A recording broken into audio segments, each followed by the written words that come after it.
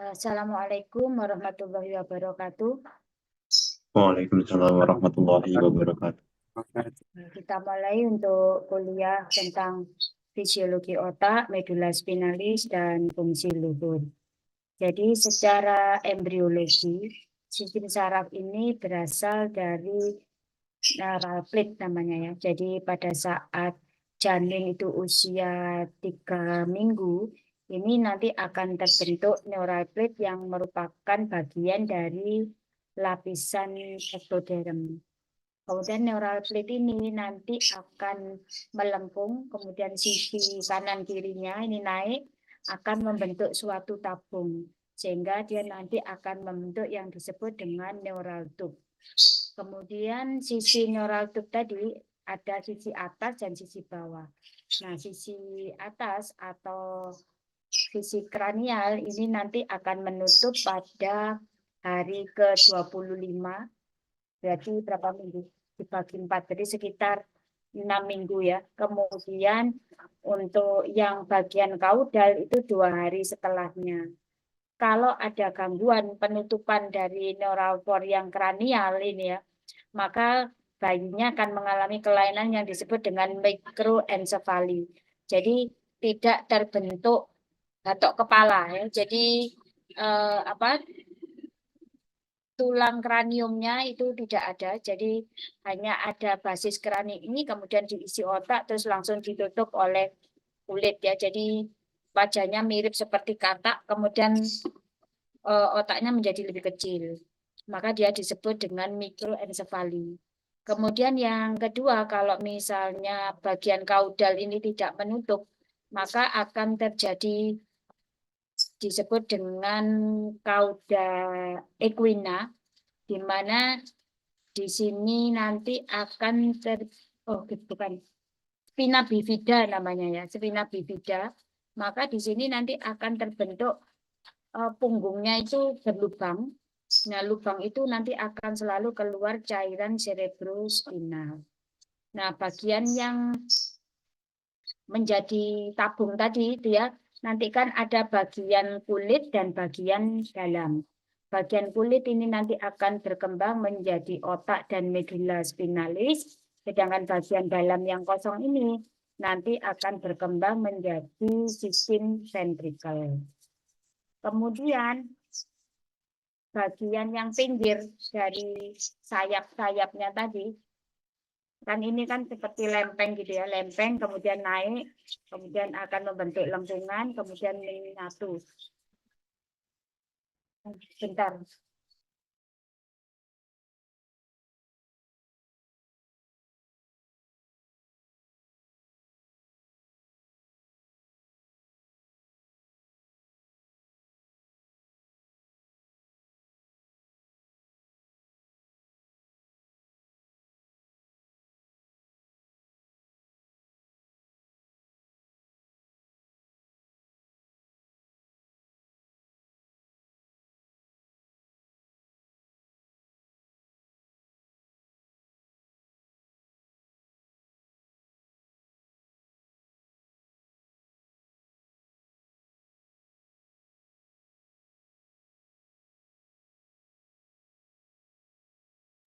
Nah, berikutnya ini adalah neural tube tadi. Neural tube ini nanti akan terbentuk 3 tonjolan. Jadi bagian atas, tengah, dan bawah. Bagian atas ini nanti disebut dengan proencephalon, bagian tengah mesencephalon, bagian bawah romencephalon, kemudian ada bagian kauda. Ya, bagian kauda ini tetap menjadi seperti tabung gitu. Kemudian nanti proencephalon ini nanti akan berkembang menjadi telencephalon dan diencephalon. Sedangkan mesencephalon tetap tidak berubah. Kemudian bagian romencephalon ini nanti akan berubah menjadi mesencephalon dan mielencephalon. Sedangkan bagian kauda akan berubah menjadi medula spinalis. Nah, telencephalon ini terdiri dari cerebrum atau otak besar ya, yang terdiri dari bagian korteks hemisfer, kemudian juga dari white matter dan basal nukleus. Sedangkan yang diencephalon ini nanti akan berkembang menjadi talamus, hipotalamus, epitalamus maupun retina. Kemudian mesencephalon ini akan berubah menjadi midbrain, terus mesencephalon akan berubah menjadi pons di bagian depan dan cerebellum di bagian belakang. Kemudian melencephalon nanti akan berubah menjadi medula oblongata. Selanjutnya nanti di sistem ventrikelnya atau ruangan yang kosong di dalam tadi, kalau yang di telencephalon nanti dia akan berubah menjadi ventricle lateral. Jadi ini ya, dua ini kanan kiri ini ventricle lateral. Kemudian di diencephalon ini nanti akan berubah menjadi di sini ventricle 3. Kemudian di mesencephalon dia akan berubah menjadi ductus yang disebut dengan ductus aqueductus sylvii. Kemudian di romencephalon ini nanti akan berubah menjadi ventricle 4, sedangkan yang di medula spinalis berubah menjadi canalis centralis.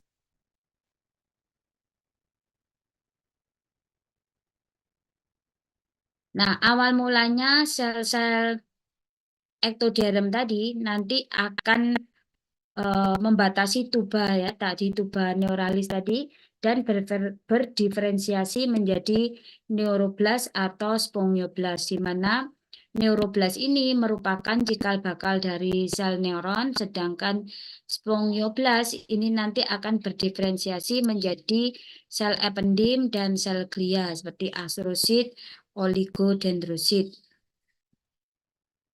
Kemudian ini adalah otak dari manusia. Jadi sistem saraf manusia terdiri dari dua, yaitu sistem saraf pusat dan sistem saraf perifer. Sistem saraf pusat itu terdiri dari otak, kemudian midbrain, di mana bagian yang tengah ini ya namanya midbrain, kemudian cerebellum, pons, dan medula oblongata. Ini terletak di kavum cranii atau yang disebut dengan otak. Sedangkan yang di bawah yaitu medula spinalis yang berada di canalis ventralis, canalis vertebralis, dia disebut bukan bagian dari otak ya. Jadi bagian dari sistem saraf pusat terdiri dari otak dan medula spinalis. Kalau otak itu berada di kavum cranii, kalau medula spinalis berada di canalis vertebralis. Nah, yang bagian otak itu terdiri dari cerebrum, kemudian midbrain, pons, cerebellum, dan medula oblongata. Nah, ini kalau dari bagian bawah ya. Jadi kalau otak itu kita balik, kita lihat dari bagian bawah, maka di bagian bawah ini ada korteks cerebri bagian anterior. Kemudian yang menonjol di bawah ini adalah korteks cerebri bagian temporal. Kemudian di sini ini adalah midbrain. Kemudian ini pons, ini medula oblongata, dan bagian belakang ini adalah cerebellum. Ini kalau kita lihat dari atas, dari depan, permukaan depan ini tampak seperti ini. Jadi ini ada korteks, hemisfer korteks ya, korteks dari cerebrum yang terdiri dari dua bagian, kanan dan kiri, nanti akan dipisahkan oleh suatu cekungan gitu ya, namanya adalah sulcus longitudinalis ini ya. Nah, di sini. Nah, kita bahas yang bagian cerebrum nanti ya. Sekarang ini secara keseluruhan dulu. Jadi otak tadi terdiri dari cerebrum, kemudian brainstem, di mana brainstem itu terdiri dari 3 bagian, yaitu midbrain, pons, dan medula oblongata. Kemudian yang keempat ini adalah cerebellum. Ya, jadi ini adalah bagian dari otak manusia. Kemudian cerebrum itu sendiri nanti akan dibagi menjadi beberapa area. Jadi ada area frontal yang bagian depan, kemudian yang bagian atas ini adalah area parietal, bagian lateral atau bagian samping ini adalah area temporal, sedangkan bagian belakang adalah area occipital. Nah, cerebrum atau otak besar ini merupakan bagian yang terbesar dari sistem saraf pusat yang mengisi cavum cranialis. Kemudian pada orang dewasa, volumenya sekitar 1.300 sampai 1.600 cc dan pertumbuhannya dipengaruhi oleh tulang kalvaria yang membatasi dari cavum cranialis tadi. Nah, ini ya, cerebrum itu tadi ya. Terdiri dari lobus frontal, lobus parietal, kemudian lobus temporal, dan lobus occipital. Nah, bagian otak itu kalau di cerebrum ini banyak sekali tonjolan dan cekungan. Jadi adanya tonjolan dan cekungan ini bertujuan untuk memperluas area permukaan sehingga akan semakin banyak neuron yang ditampung. Semakin tinggi tingkatan makhluk hidup, maka otaknya semakin besar, kemudian juga cekungan dan tonjolannya semakin banyak, sehingga jumlah sel neuronnya juga akan semakin banyak. Itu sebabnya otak manusia itu lebih besar ya, lebih besar dan lebih banyak cekungan dan tonjolannya, akibatnya sel neuronnya lebih banyak, sehingga akan memberikan fungsi yang sempurna dari seorang manusia. Kemudian bagian lobus frontal dan lobus parietal ini dipisahkan oleh suatu cekungan. Namanya adalah sulcus centralis di sini ya. Ini di cekungan namanya sulcus centralis. Kemudian bagian frontal dan parietal ini dipisahkan dengan temporal melalui sulcus lateralis atau yang disebut dengan visura sylvii ya. Tapi yang terkenal adalah sulcus lateralis. Kemudian antara parietal dan occipital ini nanti akan dipisahkan oleh sulcus, namanya adalah occipitoparietalis. Jadi antara occipital dan parietal.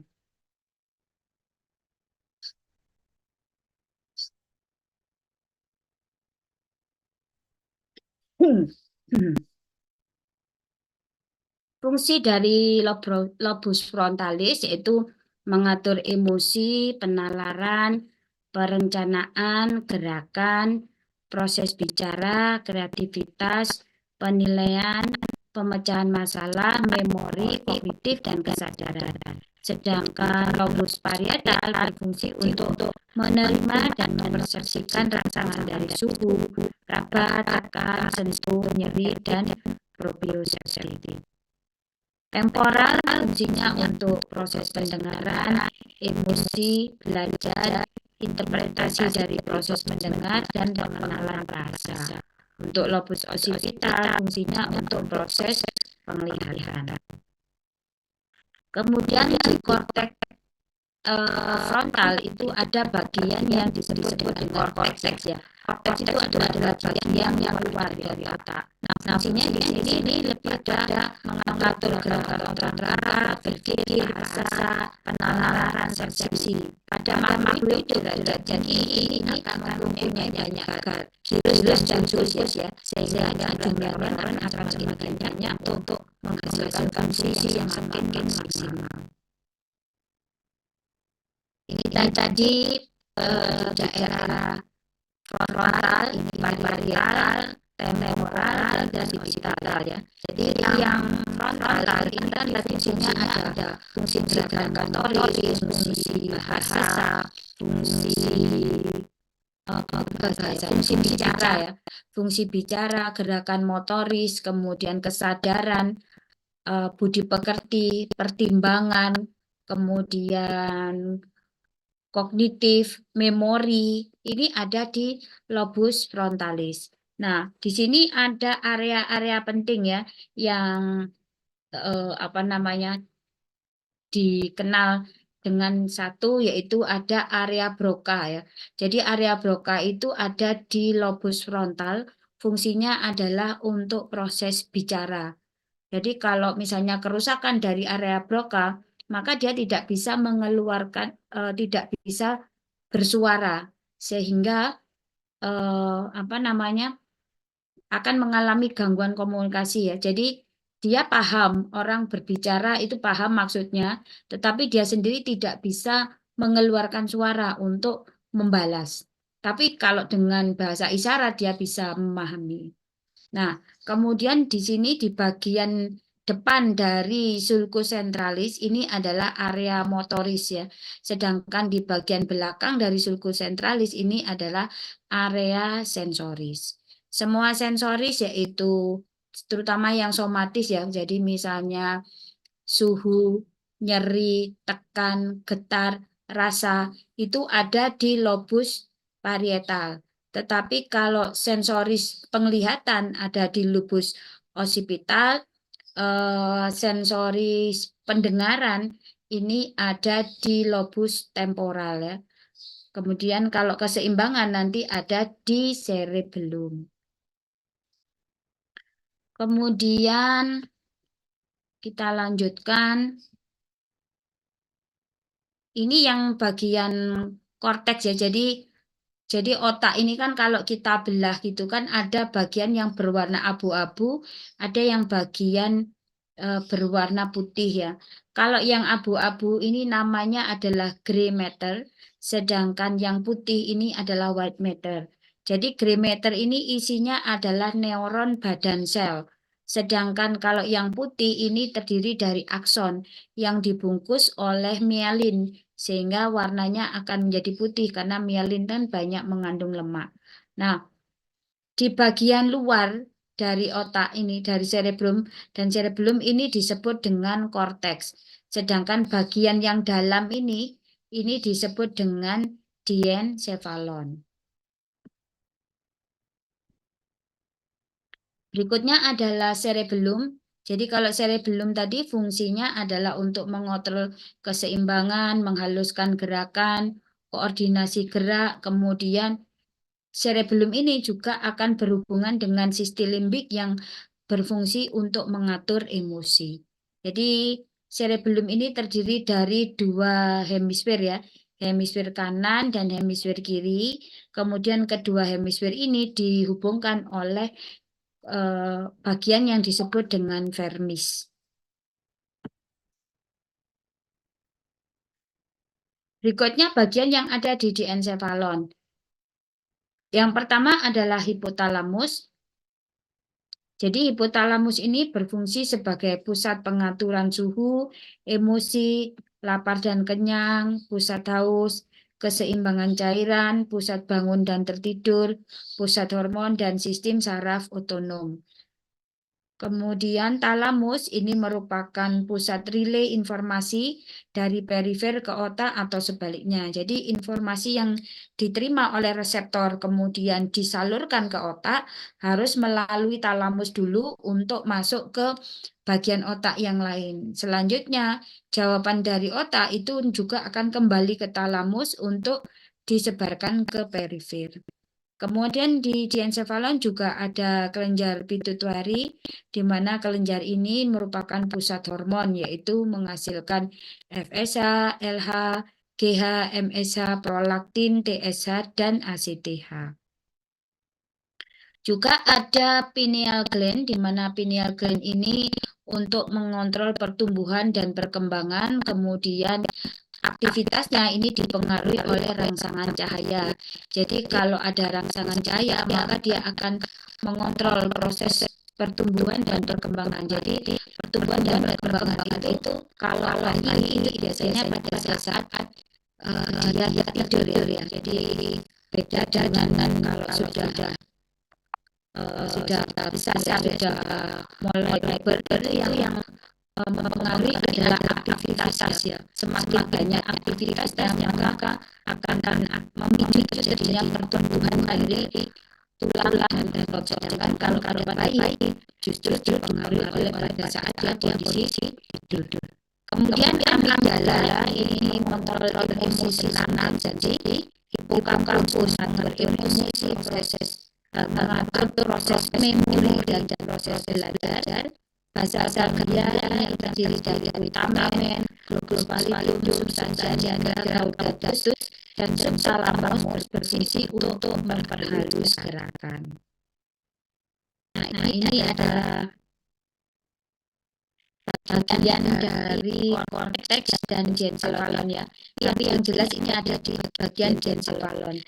Bagian ini adalah korteks cerebri, bagian yang luar. Kemudian bagian yang dalam ini ada bagian yang bentuknya seperti huruf J, ini adalah corpus callosum. Jadi corpus callosum itu berfungsi untuk menggabungkan hemisfer cerebri kanan dan kiri, sehingga informasi yang diterima oleh otak kiri itu bisa langsung berhubungan dengan otak yang kanan. Kemudian di sini ada suatu rongga ya. Ini adalah ventricle, yaitu ventricle lateralis. Kemudian di sini ada Ini adalah area hipotalamus. Kemudian di bawah hipotalamus ini ada hipofise atau pituitari. Kemudian ini adalah chiasma opticum yang merupakan persilangan dari nervus cranialis nomor 2. Kemudian ini adalah di daerah talamus ya. Ini adalah daerah talamus. Kemudian di sini ada kelenjar pineal. Kemudian ini adalah pons ya. Ini pons, kemudian ini adalah midbrain, ini cerebellum. Dan ini adalah sistem ventrikelnya. Ini adalah kalau di sini ini ventrikel 4, kemudian ini adalah ductus aqueductus sylvii. Kemudian ini tadi adalah ventrikel lateral ya. Ventrikel lateral, kemudian di daerah sini nanti akan ada ventrikel 3. Ini adalah bagian dari hipotalamus dan hipofise. Jadi hipotalamus ini merupakan pusat dari hormon, di mana hipotalamus ini nanti akan berhubungan dengan hipofise. Yang pertama melalui pembuluh darah, yang kedua adalah melalui sistem saraf. Jadi kalau hipotalamus merangsang hormon yang ada di hipofise anterior, rangsangannya melalui darah atau pembuluh darah. Sedangkan kalau hipotalamus merangsang hipofise posterior melalui sistem saraf. Jadi misalnya dari hipotalamus itu nanti akan mengeluarkan hormon CRH atau corticotropin releasing hormone ya. Maka hormon CRH ini akan dikeluarkan oleh hipotalamus melalui pembuluh darah di hipofise anterior. Nah, setelah itu masuk ke dalam darah, terus menuju ke hipofise anterior, kemudian nanti akan diberikan ke sel yang ada di hipofise anterior. Sehingga hipofise anterior akan mengeluarkan yang namanya corticotropin releasing hormone, maka dia akan mengeluarkan hormon ACTH. Nah, hormon ACTH ini nanti akan bekerja di korteks adrenal. Demikian pula misalnya TRH, thyroid stimulating hormone. TRH dari hipotalamus akan merangsang hipofise melalui pembuluh darah untuk mengeluarkan yang disebut dengan TSH. TSH akan bekerja di kelenjar tiroid, dia akan menghasilkan hormon T3 dan T4. Kemudian PRH dari hipotalamus melalui pembuluh darah di hipofise anterior, dia akan mengeluarkan prolaktin. Nah, prolaktin ini akan bekerja di kelenjar mame untuk menghasilkan ASI. Kemudian GHRH ya. Growth hormone releasing hormone dari hipotalamus akan dikeluarkan melalui pembuluh darah menuju hipofise anterior, sehingga hipofise anterior akan mengeluarkan growth hormone. Nah, growth hormone ini nanti akan bekerja pada tulang, otot, dan lemak sehingga dia akan meningkatkan massa otot, memperbesar ukuran dari tulang ya, dan memperbanyak deposit lemak. Kemudian kalau GnRH yaitu gonadotropin releasing hormone dihasilkan oleh hipotalamus, maka dikeluarkan melalui pembuluh darah menuju hipofise anterior sehingga hipofise anterior akan mengeluarkan FSH dan LH. FSH dan LH kalau pada wanita akan bekerja pada ovarium untuk menghasilkan estrogen dan progesteron, sedangkan kalau pada laki-laki dia bekerja pada testis untuk menghasilkan hormon testosteron. Sedangkan yang bagian belakang, jadi misalnya ADH ya. ADH dihasilkan oleh hipotalamus, maka melalui sistem saraf dia akan masuk ke hipofise posterior, kemudian dikeluarkan melalui darah menuju ke targetnya, yaitu kalau ADH itu bekerjanya di ginjal sehingga dia akan menyebabkan penyerapan dari air yang ada di tubulus ya, sehingga produksi urinnya akan menurun. Kemudian oksitosin dihasilkan oleh hipotalamus, dikeluarkan melalui sistem saraf di hipofise posterior, kemudian masuk dalam darah menuju ke uterus, sehingga akan terjadi kontraksi dari uterus. Kemudian kalau ke kelenjar mame ini akan menyebabkan terjadinya pengeluaran dari ASI pada saat terjadi proses laktasi. Berikutnya di bagian basal ganglia. Jadi di daerah diencephalon tadi kan selain ada talamus, kemudian ada hipofise, ada epifise, ada kelenjar pineal, juga ada daerah yang disebut dengan basal ganglia. Jadi basal ganglia ini terdiri dari putamen, kemudian putamen, globus pallidum, terus caudatus ya, dan subtalamus ini fungsinya adalah untuk memperhalus gerakan. Jadi kalau informasi sensoris masuk ke otak di lobus parietal, kemudian diberikan ke lobus frontal sebagai pusat motoris, maka jawabannya itu nanti akan ada 2 sirkuit. Jadi satu menuju langsung ke medula spinalis, kedua menuju ke basal ganglia. Nah, di basal ganglia ini sebenarnya fungsinya adalah menghambat arus listrik yang ada di otak, sehingga gerakan yang ditimbulkan nanti itu tidak kaku dan terpatah-patah tetapi menjadi lebih halus. Kelainan pada basal ganglia ini akan menimbulkan penyakit yang disebut dengan Parkinson ya. Jadi contohnya pada pasien Muhammad Ali, dia kan seorang petinju. Nah, kalau dulu kan bertinju kepala tidak dilindungi pakai helm ya. Kalau sekarang kan ada pelindung kepala. Nah, kalau dulu kan tidak ada, sehingga para petinju itu sering mengalami trauma kepala karena ditonjoki terus ya. Kan kalau tinju arah tonjokannya kan kepala sama badan ya. Jadi lebih lebih sering ke arah kepala, sehingga lama-kelamaan ada terjadi kerusakan di bagian otak.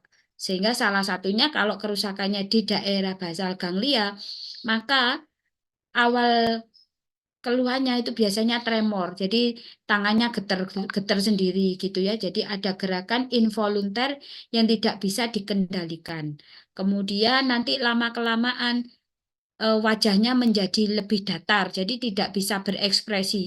Orang marah, orang sedih, gembira itu kan ada ekspresi di wajah, ini sudah tidak bisa. Jadi wajahnya menjadi datar. Kemudian pergerakannya menjadi kaku, menjadi lambat. Nah, lama-kelamaan ini nanti justru akan menyebabkan terjadinya gangguan gerak. Jadi dia tidak bisa bergerak. Nah, itu adalah kerusakan di daerah ini, basal ganglia. Penyakitnya namanya Parkinson. Kemudian untuk daerah brainstem ini kan terdiri dari midbrain, pons, dan medula oblongata. Midbrain ini fungsinya adalah untuk mengatur proses bernafas dan refleks menelan. Kalau pons itu adalah untuk irama pernafasan, kita bangun dan tertidur, untuk gerakan motoris, keseimbangan, gerakan bola mata. Kemudian untuk medula oblongata ini pusat pengaturan tekanan darah, denyut jantung, proses bernafas, dan pusat dari saraf otonom. Ini adalah brainstem ya. Jadi di sini ini adalah midbrain, kemudian ini adalah pons, dan ini adalah medula oblongata. Ini sama, ini kalau dibuka, ini yang segi 4 ini adalah ventricle lateralis. Maksud saya ventricle 4 ya, keliru. Ventricle 4 yang ada di antara pons dan cerebellum dan medula oblongata. Nah, di pons tadi kan ada yang disebut dengan pusat bangun dan tertidur. Jadi kalau ada informasi dari bawah, dari perifer menuju ke sistem saraf pusat, kemudian sampai dia di bagian pons, di situ ada yang disebut dengan formatio reticularis. Nah, fungsi dari formatio reticularis ini dia adalah amplifikasi. Jadi rangsangan itu akan diperbanyak dan diperbesar rangsangannya sehingga dia akan bisa diterima oleh seluruh bagian-bagian dari otak. Jadi kalau rangsangannya sedikit, maka dia tidak bisa diterima oleh otak, maka responnya juga tidak ada. Jadi harus melewati ambang rangsang ya. Jadi diperbesar atau diamplifikasi di formatio reticularis. Berikutnya adalah medula spinalis. Jadi medula spinalis ini bagian dari sistem saraf pusat. Dia strukturnya berbentuk tabung, kemudian keluar dari otak melalui foramen magnum menuju ke kanalis vertebralis. Dia hanya berhenti sampai lumbal 1 dan 2. Kemudian kenapa kok ada perbedaan antara panjang vertebra dengan medula spinalis? Ini disebabkan karena kecepatan pertumbuhan tulang dan medula spinalis itu tidak imbang ya. Jadi kecepatan pembentukan tulang itu lebih tinggi dibandingkan kecepatan pembentukan dari medula spinalis, sehingga pada saat organ itu sudah terbentuk, sudah selesai proses pembentukan, maka medula spinalis itu hanya berhenti di lumbal 1 dan lumbal 2. Kemudian bagian ujung dari medula spinalis ini nanti akan membesar yang disebut dengan konus medularis. Kemudian dari konus medularis ini nanti akan keluar rambut-rambut saraf jadi seperti ekor kuda yang disebut dengan cauda equina. Kemudian medula spinalis ini dibungkus oleh meningen sama dengan bagian otak yang terdiri dari dura mater, arachnoid, serta pia mater. Ruangan epidural ini yang terletak antara bagian dalam dari tulang vertebra cervical ya, bagian dalam dari tulang vertebra mulai cervical sampai lumbal ya. Kemudian ruangan di antara bagian dalam dari vertebra kanalis vertebralis dan dura mater ini disebut dengan epidural. Nah, epidural ini biasanya lokasi untuk kita mengambil cairan cerebro bukan mengambil cairan cerebro. Pada saat kita memasukkan obat ya, kita memasukkan obat untuk proses anestesi. Jadi anestesi epidural misalnya pada pasien-pasien yang akan dilakukan operasi di sepanjang atau setinggi perut ke bawah. Nah, itu anestesinya obatnya dimasukkan di ruangan epidural tersebut. Atau kalau kita melakukan fungsi dari cerebrospinal, maka jarum itu harus masuk menembus ke ruangan epidural, kemudian di situ nanti akan menembus, setelah menembus epidural ya, menembus epidural, kemudian subdural, kemudian dia akan masuk cairan cerebrospinal. Kemudian ujung dari dura mater ini nanti akan mengkerucut kecil gitu, membentuk yang disebut dengan filum terminalis yang melekat pada sakrum. Nah, medula spinalis ini mempunyai fungsi sebagai jalur untuk menyalurkan rangsang sensoris ke otak dan motoris dari otak ke perifer. Medula spinalis juga merupakan pusat pengaturan dari refleks. Kemudian di medula spinalis ini terdapat perpindahan neuron sensoris dan neuron motoris yang berfungsi untuk mengontrol gerakan otot dan proses berjalan. Nah, ini adalah vertebra di daerah tulang vertebra ya. Nah, tulang vertebra itu terdiri dari servikal, kemudian yang biru ini adalah torakal, yang kuning ini adalah lumbal, kemudian yang hijau adalah sakral, dan terakhir adalah koksikis. Ini adalah tulang vertebra yang terdiri dari 31 pasang. Nah, nanti medula spinalis itu hanya berhenti di setinggi lumbal 1 atau lumbal 2. Jadi tidak sampai ke koksikis karena kecepatan pertumbuhannya berbeda. Nah, ini medula spinalis keluar dari cavum cranii ini melalui suatu lubang yang disebut dengan foramen magnum, kemudian dia akan masuk ke kanalis vertebralis. Jadi ini ada di dalam suatu kanal gitu atau saluran ya. Kemudian di bagian bawah ujung ini, maka dia akan membesar, namanya adalah konus ya. Konus medularis, kemudian ini ada serabut-serabut yang kecil, serabut saraf yang keluar seperti ekor kuda, namanya adalah cauda equina. Kemudian nanti ini cauda equinanya ya, jadi kayak apa? Serabut-serabut saraf itu. Kemudian tadi kan fungsi dari medula spinalis itu merupakan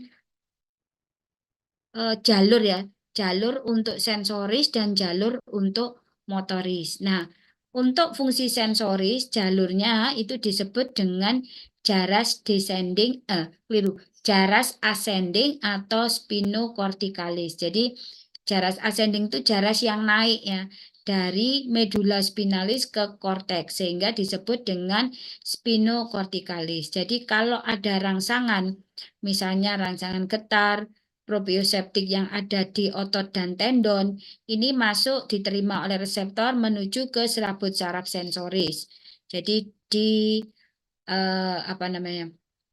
Jadi di tingkat 1 ya. Kemudian masuk ke medula spinalis, dia nanti akan menuju naik lagi menuju ke medula oblongata. Nah, di medula oblongata ini nanti dia akan menyilang jadi ke sisi kontralateral. Misalnya rangsangan yang pertama tadi diterima di tubuh bagian kiri, kemudian masuk ke medula spinalis bagian kiri sampai di medula oblongata, maka dia akan berpindah ke kanan. Kemudian keluarlah serabut sensoris yang tingkat 2 menuju ke talamus. Dari talamus ini baru nanti akan menuju ke korteks, yaitu di daerah parietal. Ya, jadi di sini contohnya. Jadi kalau ada misalnya rangsangan getar tekan raba proprioseptif ini ya. Getar tekan raba dulu. Getar tekan raba ini nanti akan masuk ke medula spinalis. Jadi masuknya itu melalui yang disebut dengan kornu posterior. di medula spinalis, kemudian dia nanti akan lanjut untuk naik ya. Naik ke medula oblongata. Kemudian kalau yang untuk jaras ini tadi ya, yang apa? Raba, getar, kemudian tekan, ini akan menyilang di medula oblongata, ini menyilang, kemudian dia akan naik ke atas menuju ke talamus. Nah, dari talamus ini nanti akan ganti menuju ke korteks parietal. Sedangkan kalau nyeri suhu ini nanti masuk ke mana ini, ke medula spinalis melalui kornu posterior, kemudian dia akan langsung menyilang di medula spinalis. Kemudian dia naik ke medula oblongata, mons menuju ke talamus, kemudian naik menuju ke parietal.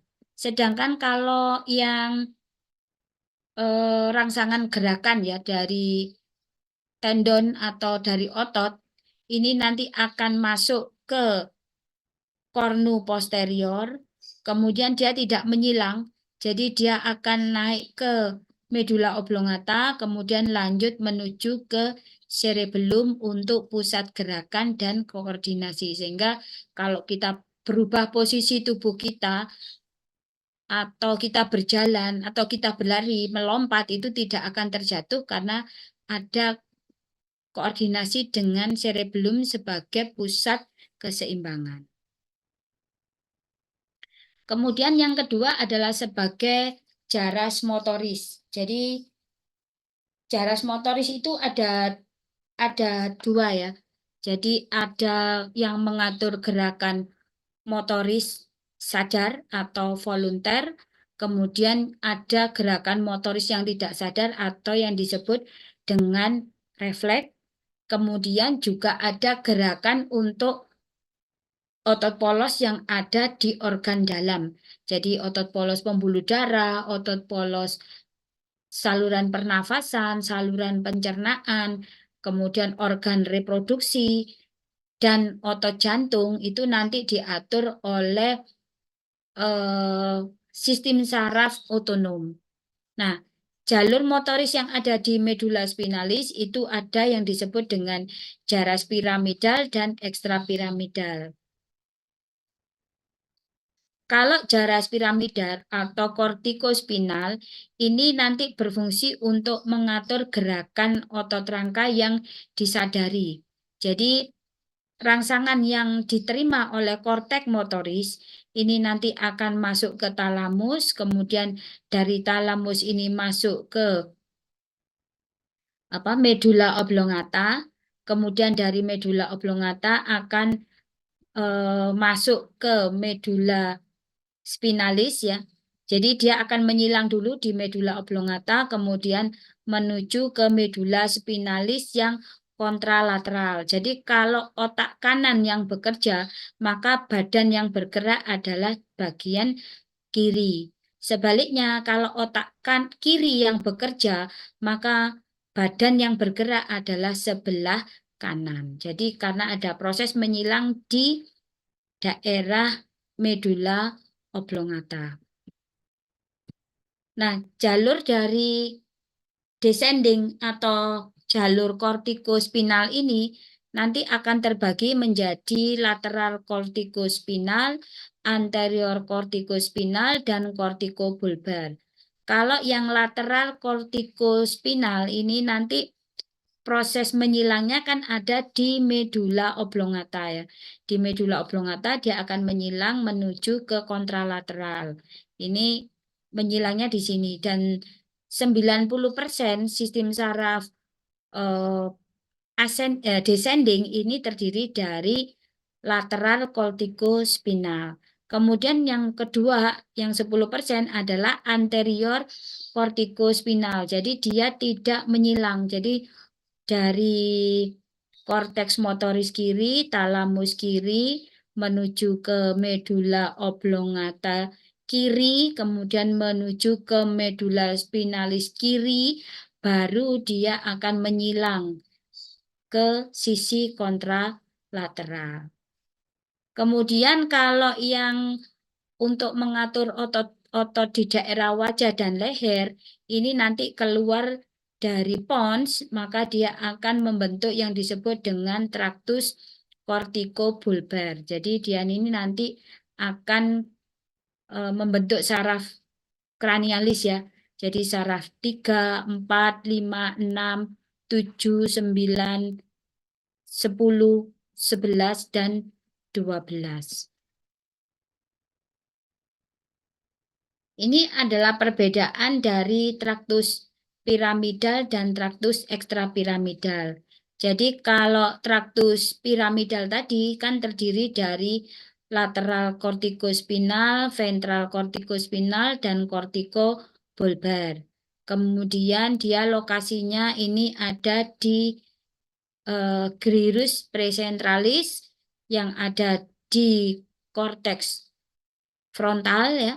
Kemudian dia akan bergerak turun menuju ke medula spinalis. Kemudian 80% ini nanti akan menyilang di medula karena berasal dari lateral kortikal ya.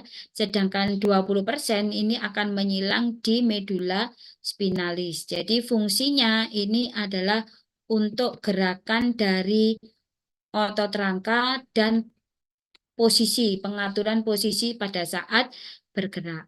Kemudian kalau ekstrapiramidal ini dia berasal dari namanya nukleus rubrospinal, vestibulospinal, retikulospinal, dan tektospinal. Jadi fungsinya ini adalah untuk mengatur gerakan tubuh, terutama gerakan leher dan gerakan dari bahu ya.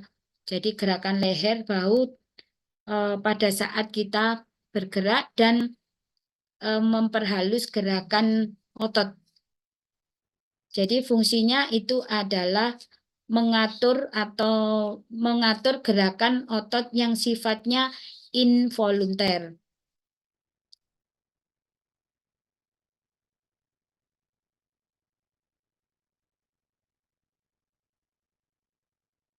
Berikutnya adalah fungsi untuk pusat refleks.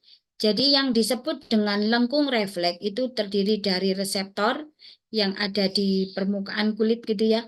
Kemudian nanti akan dilanjutkan oleh serabut saraf sensoris, masuk ke medula spinalis, ganti neuron menjadi serabut saraf motoris, kemudian dia akan bekerja pada efektornya yaitu otot sehingga akan menimbulkan respon.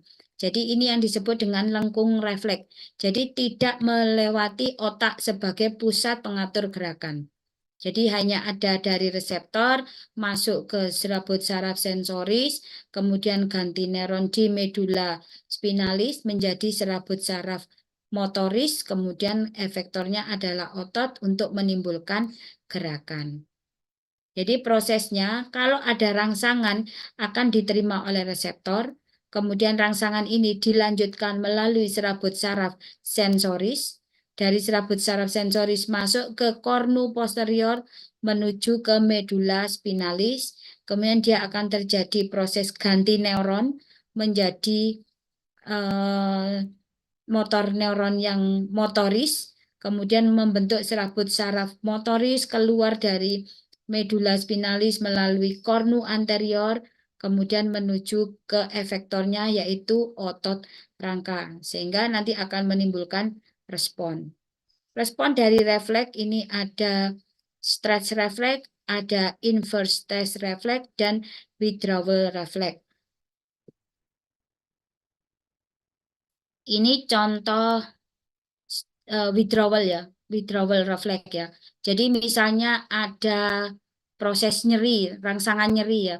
Misalnya rangsangan pada suhu panas diterima oleh reseptor yang ada di kulit, kemudian masuk ke serabut saraf sensoris menuju ke medula spinalis. Kemudian di sini akan ganti neuron menjadi serabut saraf motoris keluar dari medula spinalis akan menimbulkan respon pada otot.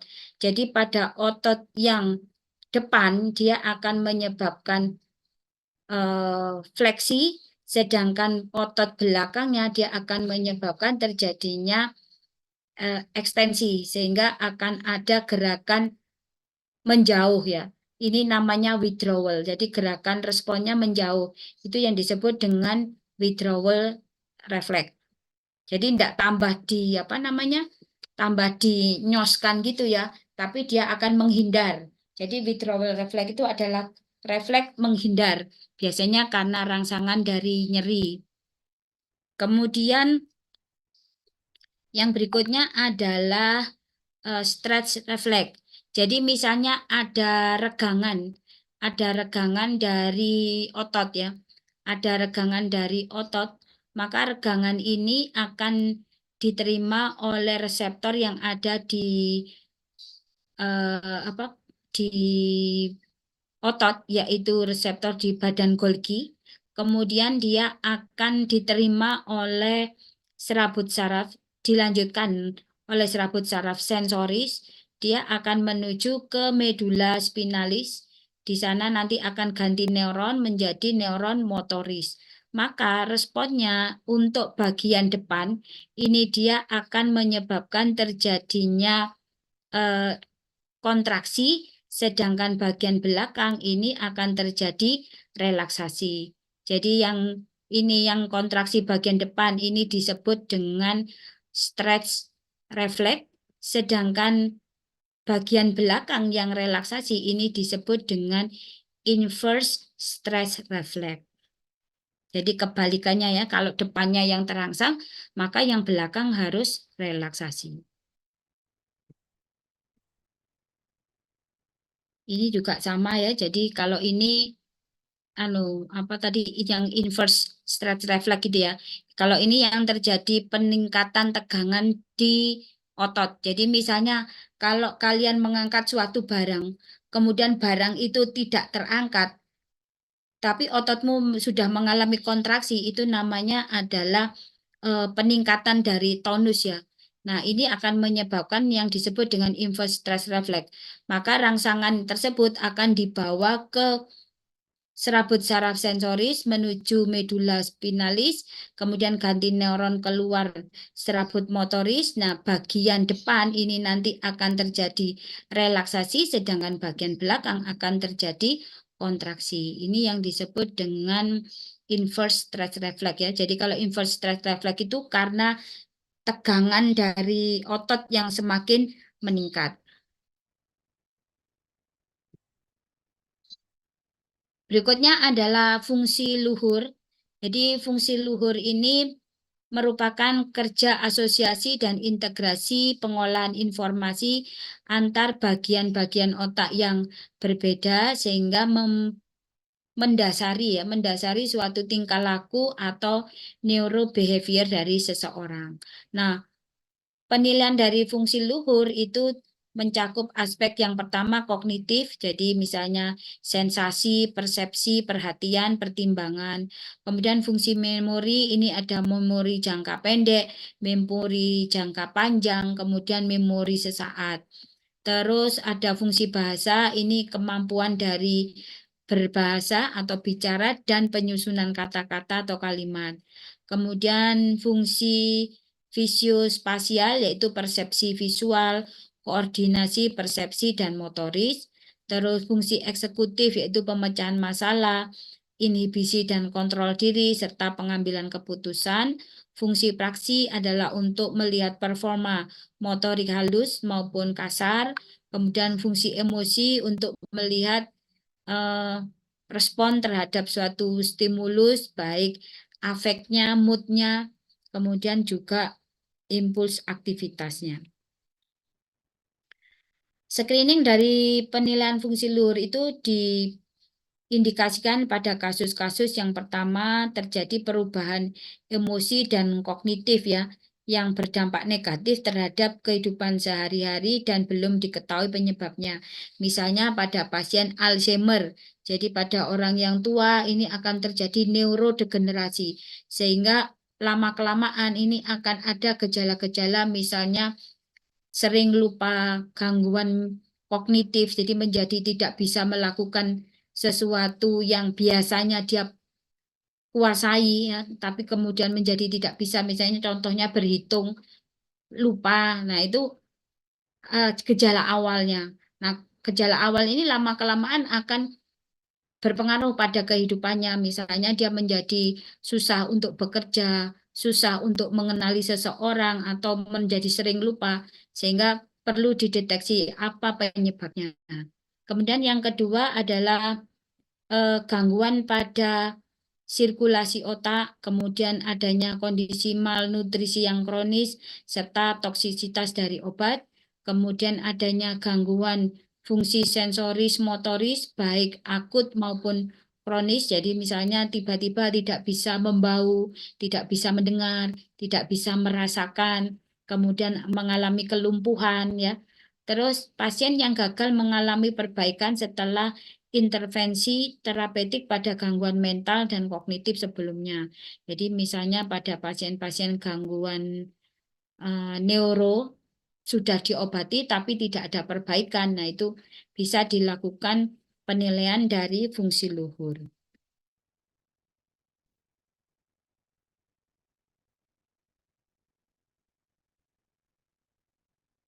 Jadi penilaian fungsi luhur tadi bisa digunakan sebagai screening ya, screening untuk mengetahui adanya kelainan otak, misalnya stroke, kemudian pada pasien-pasien dengan cedera kepala, tumor di daerah otak, kemudian penyakit-penyakit yang berkaitan dengan gejala neurologi ya, misalnya kejang, kemudian gangguan itu apa namanya? Perilaku. Nah, itu semuanya bisa dilakukan penilaian fungsi luhur. Kemudian penilaian fungsi luhur ini bisa dilakukan kalau pasiennya dalam kondisi sadar ya dan bisa bekerja sama. Maka akan menjadi kesulitan kalau pasiennya ini dalam kondisi tidak sadar, misalnya karena trauma kepala yang berat atau pasien yang mengalami gangguan afasia. Jadi dia tidak bisa bicara ya, misalnya pada pasien-pasien dengan stroke. Ini anu nih aja alat-alatnya. Kemudian kita masuk ke masing-masing fungsi luhur. Yang pertama adalah fungsi kognitif. Jadi kognitif ini merupakan hasil pengolahan dari fungsi di korteks, di mana tiap bagian korteks berinteraksi baik antar lobus dalam satu hemisfer atau antar hemisfer ya. Jadi fungsi kognisi atau pengenalan dari suatu proses mental untuk memperoleh atau pengertian pemahaman terhadap suatu rangkaian proses, misalnya sensasi, persepsi, asosiasi, pikiran, perhatian, pertimbangan, memori, sehingga melahirkan suatu tindakan. Jadi rangkaian proses kognisi itu mesti ada sensasi, persepsi, asosiasi, perhatian, dan pertimbangan. Jadi ini ada rangsangan ya. Rangsangan itu berupa sensasi bisa dari penglihatan, kemudian pendengaran, taktil, dan kinestetik. Ini nanti akan melalui proses yang disebut dengan persepsi yang ada di otak ya. Nah, dari persepsi ini nanti akan ada atensi, kemudian dari atensi ini nanti akan menyebabkan terjadinya atau melibatkan emosi dan pengalaman-pengalaman sebelumnya, sehingga nanti akan membentuk suatu fungsi kognitif ditambah dengan memori-memori yang sebelumnya ya, sehingga nanti akan ada proses ekspresi. Ekspresinya dalam bentuk bicara, menulis, atau perubahan postur atau gestur ya. Kemudian fungsi bahasa, jadi bahasa itu ada bahasa verbal dan bahasa non-verbal. Jadi kalau bahasa verbal itu ungkapan hasil pemikiran dengan menggunakan simbol bahasa, tata bahasa melalui bentuk lisan atau tulisan. Jadi ini merupakan peran dari hemisfer ya yang dominan. Jadi ini apa ya, di lobus frontal itu ada area Broca dan area Wernicke yang ada di lobus temporal ya. Kemudian yang kedua ada bahasa nonverbal. Jadi bahasa nonverbal ini adalah ekspresi emosi untuk memperjelas bahasa verbal dengan intonasi, gerakan mata, kepala, badan, isyarat, dan body language. Jadi kalau yang gerakan nonverbal itu merupakan aktivitas bukan dominan pada korteks hemisfer ya, tetapi lebih pada daerah misalnya gerakan mata, kepala, badan ini misalnya daerah pons, daerah cerebellum, kemudian bahasa isyarat ini dari mata itu juga ya, jadi bukan dari korteks frontal ya, intinya bukan dari korteks frontal, tetapi dari bagian otak yang lain. Jadi misalnya ada pengaruh dari emosi, misalnya itu ada di sistem limbik, kemudian kalau gerakan mata, kepala, badan itu di respons ya, kemudian suara itu intonasi suara, misalnya marah dan apa dalam kondisi marah itu kan bisa menggebu-gebu gitu ya, intonasinya menjadi lebih tinggi. Nah itu diatur oleh kalau intonasi itu kan suara ya. Kalau suara itu kan oleh area Broca ya. Tetapi karena ada faktor emosinya, maka dia berhubungan dengan bagian otak yang lain, yaitu di sistem limbik.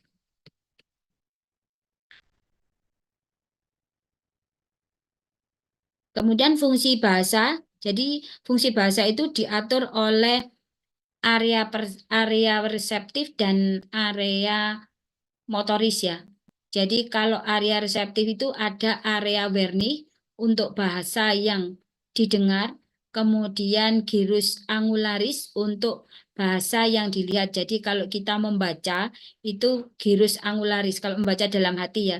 Tetapi kalau kita membaca kemudian kita mengeluarkan suara itu adalah area Wernicke. Kemudian ada area motorisnya, itu adalah area Broca. Jadi kalau area Broca itu kita bisa mengeluarkan suara. Jadi kalau area Wernicke itu kita pada saat berbicara itu kita memahami pembicaraan orang. Jadi saya bicara kalian paham, itu yang bekerja adalah area Wernicke. Tapi kalau misalnya saya bicara, kemudian kalian paham, tapi tidak bisa ngomong, jadi keluar kata-kata yang apa ya, keluar kata-kata yang tidak bisa dimengerti, itu area Broca yang rusak. Tetapi kalau area Wernicke yang rusak, maka saya tidak bisa ngomong dengan kalian, jadi nggak nyambung. Saya bilang kalimatnya A, maka pemahaman kalian itu apa berbeda, sehingga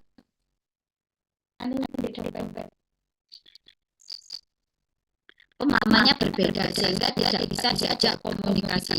Itu kalau area Wernicke. Kalau angularis berarti tidak bisa membaca. Jadi yang kemarin bisa membaca kemudian tidak bisa membaca, memahami apa makna dari bacaannya.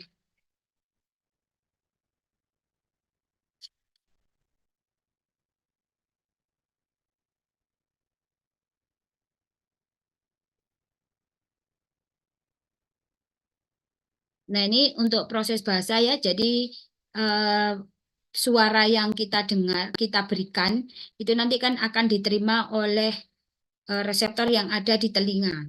Kemudian dia nanti reseptor ini akan melanjutkan rangsangan melalui sistem saraf perifer menuju ke otak, yaitu ke pusat asosiasi ada di area Wernicke, sehingga kita bisa memahami kata-kata yang dikeluarkan. Kemudian gyrus angularis itu kita juga bisa membayangkan ya, membayangkan kata-katanya. Kemudian ke area Broca ini untuk menjawab. Jadi gerakan motoris dari alat-alat bicara, misalnya otot lidah, kemudian otot-otot di daerah apa ini namanya saluran pernafasan ya, sehingga akan ada suara yang muncul. Kemudian kalau bahasa visual, jadi kita melihat, misalnya melihat tulisan, kemudian masuk ke area penglihatan dulu di lobus occipital, kemudian nanti akan masuk ke gyrus angularis dan area Wernicke, sehingga informasi ini dapat dipahami, kemudian masuk ke area Broca untuk gerakan bicara, sehingga kalau kita membaca itu bisa mengeluarkan suara, itu karena ada peran dari area Broca. Kemudian kelainannya, kalau tidak bisa memahami bahasa, namanya adalah afasia sensoris. Kalau tidak bisa berbicara mengeluarkan kata-kata, namanya adalah afasia motoris. Berikutnya adalah fungsi memori. Jadi fungsi memori ini merupakan kemampuan seseorang untuk menyimpan informasi dan bisa mengungkapkan kembali setiap saat. Jadi ingatan itu akan disimpan ya, akan disimpan di dalam lobus temporalis, lobus frontalis, kemudian daerah lain yaitu di sistem limbik dan cerebellum. Kemudian ingatan ini ada short memory atau memori jangka pendek dan memori jangka panjang. Kemudian berdasarkan bentuk ingatannya ada ingatan yang deklaratif dan ingatan yang prosedural. Jadi kalau deklaratif itu adalah fakta yang terbentuk setelah seseorang ini mengalami suatu hal. Jadi dia akan bisa menceritakan kembali peristiwa. Itu adalah deklaratif. Kemudian kalau prosedural ini adalah melibatkan keterampilan motorik yang didapat melalui latihan berulang. Misalnya kalau untuk misalnya kalian berlatih naik sepeda. Nah, kemudian kalian kan sudah berlatih akhirnya dari mulai belajar naik sepeda terus dipegangi, kemudian lama-lama dilepaskan, kalian bisa sendiri, pertamanya bisa jatuh, terus kemudian kalian bisa mengendarai sepeda dengan baik, itu adalah yang disebut dengan ingatan prosedural. Jadi melalui tahapan latihan-latihan untuk menjadi bisa melakukan sesuatu. Ini sudah. Kemudian mekanisme dari memori yang pertama adalah proses resepsi atau tahap pemasukan informasi menuju ke lobus temporalis, frontal, cerebellum tadi ya. Kemudian dia akan masuk ke tahap penyimpanan. Nah, setelah disimpan maka dia harus bisa dikeluarkan kembali ya. Jadi tidak diterima terus disimpan terus kemudian tidak bisa dikeluarkan ya. Jadi lupa terus kalau tidak bisa dikeluarkan. Ini enggak usah. Kemudian ini adalah fungsi afektif ya. Jadi afektif ini merupakan perasaan kompleks menyenangkan atau tidak menyenangkan pada organisme yang melibatkan perubahan aktivitas dari organ tubuh, terutama dari organ dalam. Jadi berada di bawah kontrol sistem saraf otonom yang mendorong munculnya respon atau perilaku tertentu. Jadi komponen dari emosi ini pertama ada stimulus, kemudian ada afek atau perasaan, perubahan aktivitas otonom organ visceral, dan dorongan aktivitas atau perilaku tertentu. Bagian otak yang mengurus emosi itu ada hipokampus, amigdala, korpus mamilare, kemudian talamus, dan gyrus cingulum. Jadi emosi dasar itu kan ada rasa senang, marah, takut, dan kasih sayang ya. Jadi ini fungsi emosi ini fungsinya adalah untuk mempertahankan hidup dari suatu organisme. Berikutnya adalah fungsi fisiospasial. Ini mengacu pada proses kognitif yang diperlukan untuk mengidentifikasi, mengintegrasikan, dan menganalisis ruang, bentuk visual detail, struktur, dan hubungan spasial dalam lebih dari satu dimensi. Jadi kalau kalian berada di suatu ruangan, kalian bisa menggambarkan ruangan itu, kemudian kalian bisa membayangkan kalau ruangan itu diputar, ruangan itu dibalik, itu bagaimana, itu adalah disebut dengan fungsi fisiospasial. Nah, keterampilan ini diperlukan untuk pergerakan, persepsi kedalaman dan jarak, navigasi.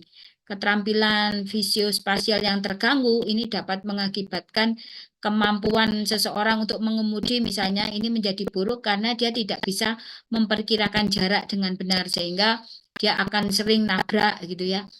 Itu adalah salah satu gangguan dari fungsi fisiospasial.